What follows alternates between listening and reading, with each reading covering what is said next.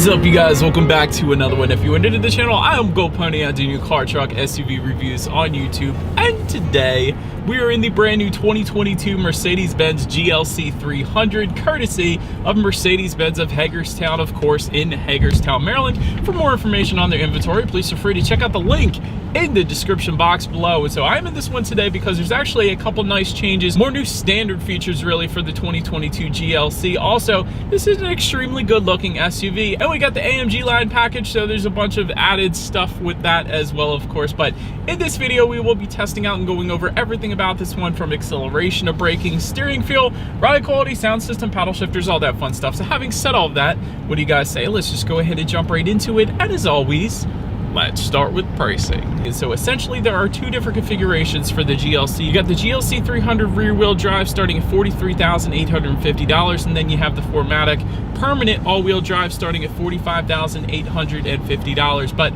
regardless of which configuration that you go with, the power plant is going to be the same. Powering the beast is a 2-liter turbocharged inline 4-cylinder, putting out 255 horsepower at 5,800 RPM, 273 pound-feet of torque coming in at 1,800 RPM. Power center rear wheels are all wheels through a 9-speed automatic with paddle shifters, which you guys know we will be testing out here in a little bit. 0 to 60 time coming in at approximately 6.3 seconds for the rear wheel drive, 6.1 seconds then for the all-wheel drive. Both of those numbers extremely impressive actually.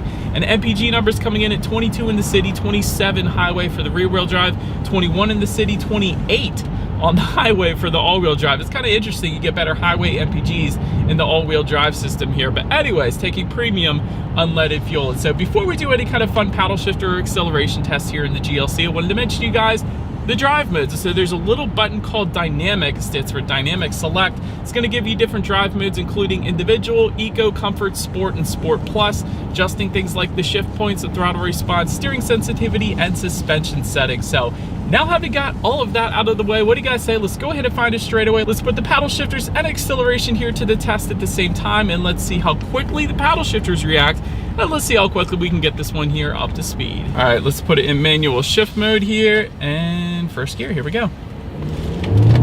Oh gosh.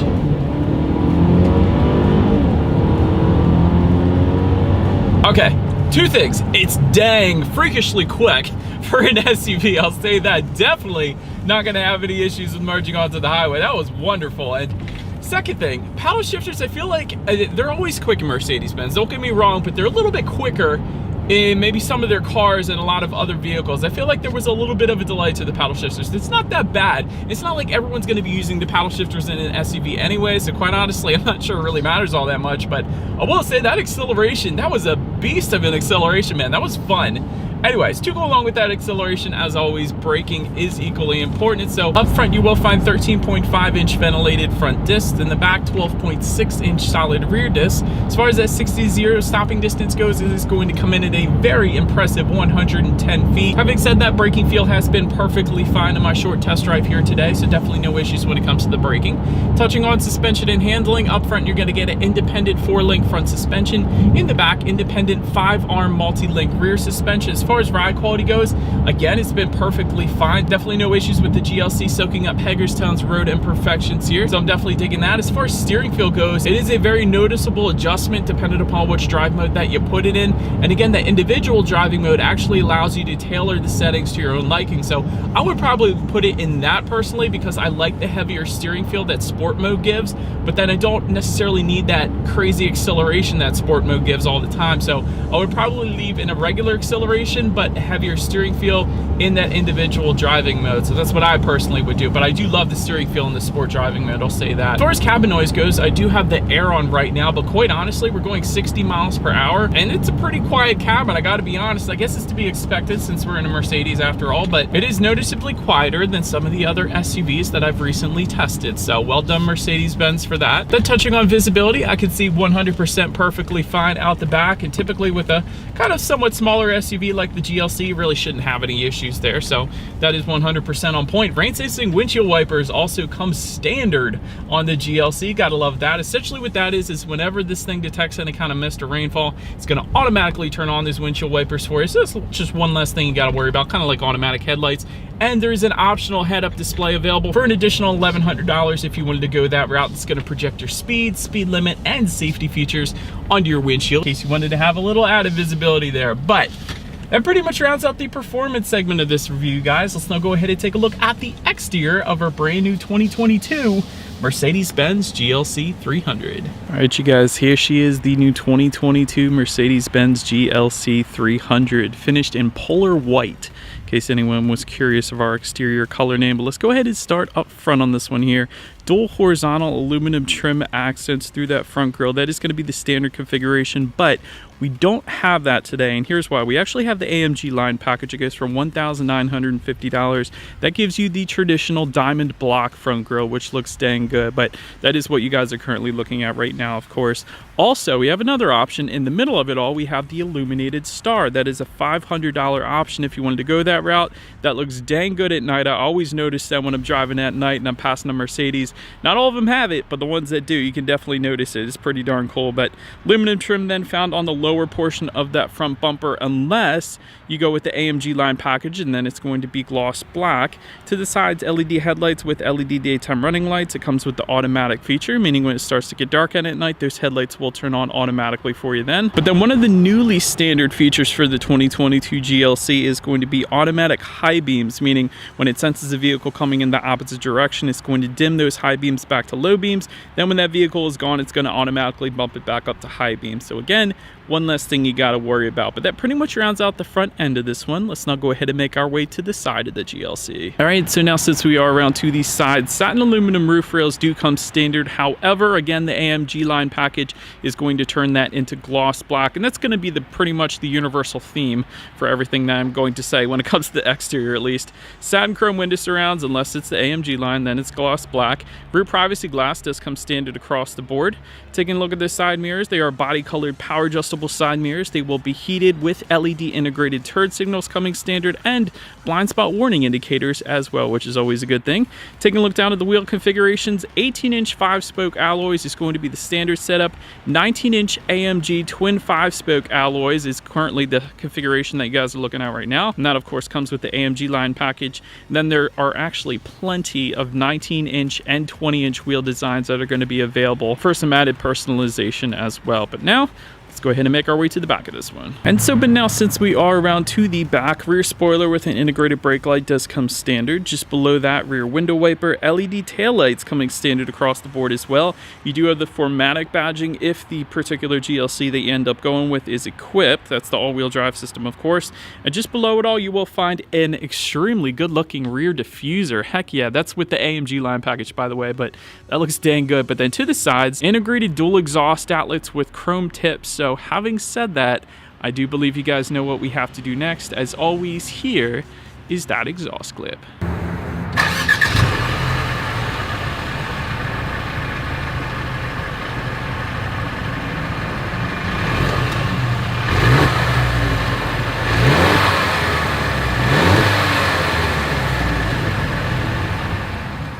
But now since we are around to the back of the GLC, when it comes to opening that rear tailgate, it is a power tailgate that does come standard for all trim levels across the board. There's actually a button on the key fob. There's also a button on the driver's side door and a button on the tailgate itself, of course, as well. But once opened up, cargo capacity comes in at 19.4 cubic feet behind that second row. If that was not enough space, there is a 40-20-40 split, and it is a power folding second row. So there's actually a button in the cargo area. Just simply press that and they're going to automatically fold down for you. But once folded down, that is going to bump that up to 56.5 cubic feet. Also in that cargo area, you will find some cargo lighting. There is a rear cargo cover that comes standard. There's a 12-volt power outlet back there. And then if you were to lift up underneath of that cargo floor, you're actually going to find a spare tire along with a decent amount of in-floor storage as well to store maybe a tire inflator kit or an ice scraper or something like that. So actually is a decent amount of room back there. So I liked that. Then make our way to the rear legroom. That is going to come in at 37.3 3 inches. So for reference, I'm an even 6 feet tall. This is how much space I had in the second row there. There is going to be rear ventilation that comes standard, rear center armrest with cup holders as well. And if you wanted heated rear seats, that is an option for $580 if you wanted to go that route. But then making our way up to the front seats, power adjustable front seats with 4-way power lumbar and thigh support coming standard. All of those adjustment buttons found on the driver's side door, of course, in typical Mercedes fashion. Memory settings then for up to 3 different drivers, also found on the door there. MB-Tex upholstery coming standard, heated front seats coming standard, ventilated front seats going for $450 if you wanted that, and then full leather seating going for $1,620 if you wanted to go that route. But overall, seating was of course plenty comfortable with all the different adjustments that you have. You really shouldn't have any issues finding your perfect driving position in the GLC. Now make our way to the steering wheel. It is tilt and telescoping. I like how the bolsters, the 10-2 grips, are a little bit on the thicker side. That is definitely a good thing in my personal opinion. Leather wrap steering wheel does come standard. You can get a heated steering wheel for an additional $250 if you wanted to go that route. We do have that today and I absolutely love it. But anyways, then making our way to the startup, let me start by showing you guys the key here. Essentially all of your buttons are located on one side of the key, being lock, unlock, and that button to pop the rear tailgate there. But it is all keyless entry with a push button start, and then there's a remote start via the Mercedes Me mobile app, but don't have that hooked up of course. So I'm just going to put my foot on the brake here and press that engine start button located just by the driver's right knee then. And so once started up, speedometer is on your left, tachometer is on your right, and the whole thing that we are looking at least right now is a 12.3-inch digital gauge cluster. And by the way, that's a $750 option. Analog gauges do come standard, but since we have the digital gauge cluster, did want to mention to you guys, if you go in through system and then designs and displays on the infotainment screen here, there's actually a few different gauge configurations that you could choose between, like classic, sport, and progressive, completely changing the look of the gauges. So I absolutely love that. If you're going to have digital gauges, you might as well make it customizable like Mercedes-Benz is doing here. So I am a big fan of the gauges. Of course, it comes with everything you would expect, like outside temperature, how many miles you have left until you hit empty, and so on. But anyways, let's still go ahead and make our way to overall interior quality. There is a panorama roof available for $1,500. We don't have that today. Dual zone climate control does come standard. Garage door openers can be found underneath of the frameless rear view mirror for up to 3 different garage doors. Also coming standard, oak wood trim available. That is pretty cool. We do have that, and it's a matte oak wood trim, by the way, as well, which I personally prefer. It gives a nice little texturized finish to it there. Wireless phone charger goes for $200 if you want that. Premium package goes for $700. We do have that one as well, but that gives you 64 colors of ambient lighting and a hands-free power tailgate. So I know somebody was going to ask if it's hands-free at some point in this video, so that's your answer. Get the premium package. But overall, interior quality was excellent. I always love the ambient lighting in Mercedes-Benz. I always say they do it better than any other manufacturer out there as far as ambient lighting goes, so definitely a big fan of that, and very high-end finishes of course. But then making our way to the infotainment screen, a 10.25-inch color touchscreen display does come standard. Bluetooth and audio streaming coming with that, Android Auto, Apple CarPlay, factory navigation system then as well. You can check out your climate control settings up there. There's actually a cool theme section if you kind of swipe up at the very bottom of that infotainment screen. It's going to give you a bunch of different themes that essentially adjust everything, including the panorama roof if you were to get that option, including the ambient lighting colors and a bunch of other things as well. So always get a kick out of the theme section in this. But of course, you can also check out your radio information as well. So when it comes to the sound system, 6 speakers comes standard. That's what we have today. But there is a 13-speaker Burmester sound system that goes for $850. You can get that if you like. That comes with 590 watts and a 9-channel digital amplifier. But again, that's not the one we have today. So what do you guys say? Let's go ahead and turn on the radio, see what we got playing today, and let's test out the clarity of this one.